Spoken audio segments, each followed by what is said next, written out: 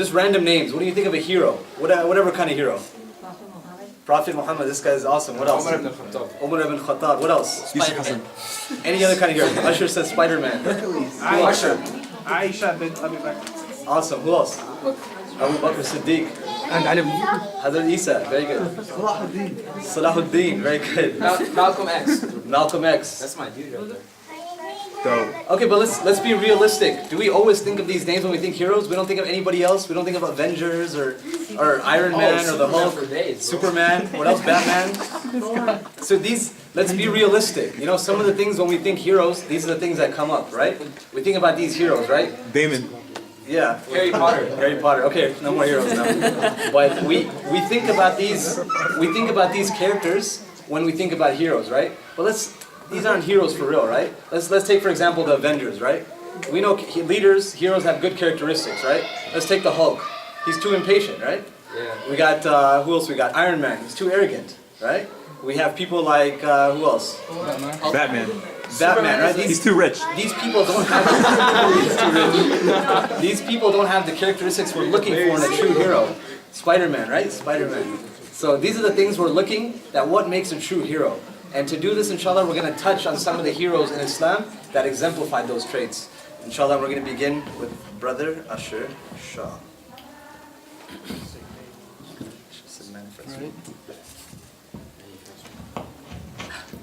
Alhamdulillah Rabbil Alameen wa salatu wa salam ala Rasulillah wa ala alihi wa ashabihi ajma'in amma ba'd. Assalamu alaikum wa rahmatullahi wa barakatuh. When we talk about a hero, generally we're talking about somebody who changes and saves lives, right? It doesn't have to be somebody jumping off a building to catch a baby and toss it back up, right? It doesn't necessarily have to be these acrobatic feats that we see on TV, because that's all glamorized. Behind the scenes, we have no idea what's going on in people's lives and what will save their life. You have people who have tendencies that they want to commit suicide and they want to end their life because they're so depressed, right? Somebody talks to them and inspires them to live another day, right? And then they live a long life. That's a hero. But nobody sees that, because that's not glamorous on the television. And we've talked about this before, right? The reality of the situation that happens, there's truly things that happen behind the scenes that are more heroic than anything you've ever seen on television. And this is what we're going to be talking about today. We have heroes that exemplify what it means to be heroic, right? We're going to talk about these icons that we talk about. We've only heard their names sometimes. We've heard a story here and there. But the true heroic actions come from the things that aren't glamorized. And it comes from the things, that's really what builds the character of a hero. And our first hero that we're really going to talk about is somebody that we all know his name. And that is who? Malcolm X. Malcolm X. Brother Malik Al-Haj Shabazz, right? This is somebody, we know the name and we've heard the quotes and we've seen the revolutionary speeches, and you know, we've heard these things day in and day out. We may have even seen a movie. But how much did we really ponder about the situation, right, that he was in? He was in a situation where we see that he graduated, like, you know, some people think that he was just this guy and he was dumb and he got into trouble and then he got into jail and then everything turned around. That wasn't necessarily the case. He was actually a very gifted individual from a young age. His father was a preacher, his mother was a school teacher, and at a young age, his father was murdered, and his mother had gone insane because of all the trials that she was put through with her husband dying, and then raising the kids by herself and being under constant threat by the Ku Klux Klan, the KKK. So this is already at a young age, he had to go through this. He was admitted into a mental asylum by the time he was approximately 12, 14 years old. And at this time, he had to move away. He moved to Boston, right? And in fact, even before this, he finished at the top of his junior high class. This is a mixed class. And it's obviously more difficult for the children of color to be able to excel in their school as it is for the white kids, because there's less pressure, there's less stress. This was the environment. But he still finished at the top of his class. He had dreams of becoming a lawyer, right? These high hopes. And his favorite teacher, imagine how this would crush you, right? His favorite teacher explained to him that this is just a dream. You have to give up these foolish dreams because that's not meant for somebody like you, right? Somebody of color. Imagine how this could crush the dreams of somebody young who's aspiring, somebody who finished at the top of his class. So after all these things happened to him, he moved up north to Boston, where he had to work various odd jobs. At the age of 14, mind you. Age of 14. He's not 18 like many of the kids now that get their first job at the age of 18. 14 years old and he had to start doing this. He started mixing, he went to Harlem and he started mixing with the wrong crowd. And then he started doing petty crimes, right? By 1942, right, he's about 19, 20 years old, he starts getting involved with more high-level crimes. You're talking about narcotics, gambling rings, and so on. This led him to go to jail, right? He had an accomplice, and a few years later, he ended up going to jail, mainly for theft and some other things. He was sentenced to 10 years in prison. He was released in 7. But what happened inside of jail, right? And Allah subhanahu wa ta'ala guides who He wills, how He wills, right? Because there could have been so many people telling him to do something different, change your life around, you're going through this, you're going through that, you're going through all this stuff and you're going to kill yourself. And he didn't listen, right? People of reason. And Allah subhanahu wa ta'ala chose inside of concrete walls to guide him, right? Through a message that was not pure Islam, right? It was actually the Nation of Islam. And it wasn't, in fact, somebody inside. It was his brother Reginald who had converted to the Nation of Islam and who was giving him the message, upon visits. Told him that I converted to as a Muslim and I'm part of this Nation of Islam. And this message had transformed him, right? This was his beacon to change. What happened after that? He was paroled in 1952, and he was released from prison at a time of great, great tension, right? The race problem was at its peak, not because, you say that, but slavery was over. Yeah, slavery was over, and they started fighting for their rights.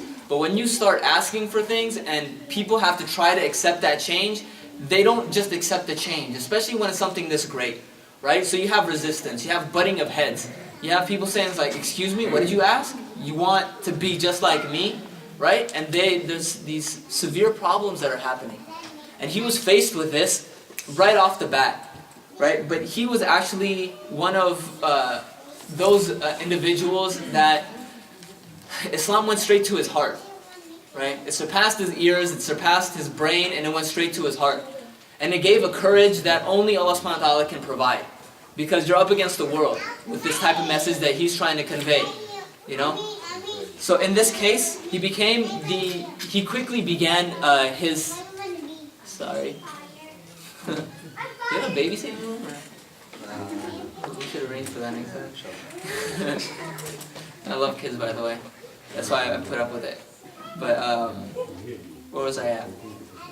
Okay, Malcolm was appointed as a minister and then he became the national spokesperson for the Nation of Islam. And many people feel this is because of his ability to speak. Yes, because of his ability to speak, but it's actually because of his character. Right? No, you ask anybody who does public speaking, anybody who does, any type of motivational speaking, you cannot become a renowned motivational speaker or a renowned speaker unless you embody the things that you speak about. And this is what set Malcolm apart, because he was consistently implementing the things that he was learning and the things that he was being taught. Right? He was what's called coachable. Right? And he embraced it and he gripped it by the teeth, like he wouldn't let it go. Right? If you've seen dogs and you try to rip something out of their teeth, they don't let go, right? Or the strongest muscle they say is the jaw muscle, right? It clamps on and it doesn't let go. This is the type of conviction that he had in his beliefs. And this is one of the reasons why he was such an amazing individual. Sorry, I have to go fast, a little bit faster, but Malcolm was largely accredited for the growth of the Nation of Islam. It went from 500 members to 30,000 members within 9 years. 30,000, it grew 30,000 members within 9 years, and this was largely accredited to Malcolm. And this is without Facebook, right? Without the advertising, right? Without a website and optimization. This is solely grassroots efforts. He started the Muhammad Speaks newspaper. He started this, and it's still around today, right? And now it goes under another name, but that's the same publication that he started, and it's still going today. So at this point, right, now we can conclude that this individual was a very dangerous person to the eyes of the leadership at the time. Right? At the time of the Prophet Muhammad ﷺ, he was a dangerous person because he was challenging ideals and he was changing society. And this put the people of corruption who were in high places in danger of losing their power because it's surrounded around corruption. The same thing is happening. This made him a dangerous man. In that sense, because he was a danger to these people of high power, that put him and his entire family in danger. 24/7, 24 hours a day, he was in danger. Right? People didn't like him. You could walk down the street, right? And after 9/11, you know, if you had a beard or a hijab or a cap, right? You felt in danger, right? So imagine at this time where racism is accepted, where people are segregated, right? Where people are getting beat and lynched and killed on a daily basis in the United States. And here comes this guy who's challenging it all, right? Almost single-handedly. This conviction he had to have in his mind that I am ready to die for my people. Because why is he doing this? Is he doing this for himself? No. I mean, think about it, guys. If you have this much ability to speak and to influence people, you can go work for a corporation and make 6-7 figures, right? In a single year. He wasn't doing this for himself. He was barely making any money. He was doing this for his people. He was solely doing this so he can change the lives of his people and elevate them out of the situation that they were in. This is a man of conviction, of brotherhood, right? Let's fast forward. The FBI agents infiltrated the Nation of Islam, right? And they were posing as people from the Nation of Islam, and they acted secretly so they could plant wiretaps and bugs. At this point, he already knew that this was going on. There was a moment, and I'm going to fast forward, I'm going to go through this a little bit quicker, but there was a moment that I just want to highlight. There was a time when there was a controversy that Elijah Muhammad, right? We know who Elijah Muhammad is, right? He's the founder of the Nation of Islam. He claimed that he was a prophet and all this madness, right? And he made a lot of people come. And in fact, this is one of the things that Malcolm actually believed wholeheartedly, that this man was a prophet. Right? We all know that's nonsense now, sitting enlightened, and we have Orthodox Islam. But think of this as, Malcolm believed wholeheartedly in Allah, and he believed that this man is a prophet. And there was a rumor that went around that this man, Elijah Muhammad, had affairs with several women from the Nation of Islam, and had fathered babies with them, right? So this crushed him. He's like, how could this be? These are lies, this is deception, right? What ended up happening? He ended up going and meeting with those women and confirmed that it was true. Now imagine, he saw this man as a prophet, as an idol, that he learned everything from him. He has no father, this was his father, right? This is his father figure that took him in, right? Now crushed, this is what happened. It blew him away, right? I know brothers that after 9/11 they apostated, they left Islam. For what? Somebody said something and made something up, and then they took a blow to it and they became atheists, they became Christian, they left Islam just for that something little. Now imagine what he's going through. He could have easily said that Islam is false. I mean, my entire faith was based on this man, and this man is a fake, a phony, a fraud. Right? But he didn't lose his faith. Right? What did he do? That same year, he took the pilgrimage. Right? And we all know that story. He took the pilgrimage to Mecca, which was the second pilgrimage. And he ended up, at this time, understanding the truth about Islam. But it didn't just come like that. He didn't just go there and it's like, oh, Islam and enlightenment, right? Right? When he got there, he understood. And this is the truth. This is what I want you guys to understand about the character of this individual. Is the fact that when he reached, he made a statement, sending a letter back. And in that letter, he said, when I had reached there, I had never felt more ignorant. I felt that I needed to relearn my Islam. I needed to abandon everything that I knew and relearn. Humility, right? Somebody of his stature could easily say is like, man, so this has some things that I know. I knew a lot of this stuff and I'd never even learned from an imam, right? I learned from corruption, I still made it. No, he didn't say that. He said that I need to be humble and I need to embrace what is being taught. Of course, he embraced Islam at that point, and he came back. The FBI informants were working undercover for the Nation of Islam, and actually they warned officials that they didn't believe in this, but they said that he already had been marked for assassination. One interesting thing about this is that the Nation of Islam was accredited for the assassination. We'll get into that, but just that we know that there was a death attempt on him when he was visiting Cairo.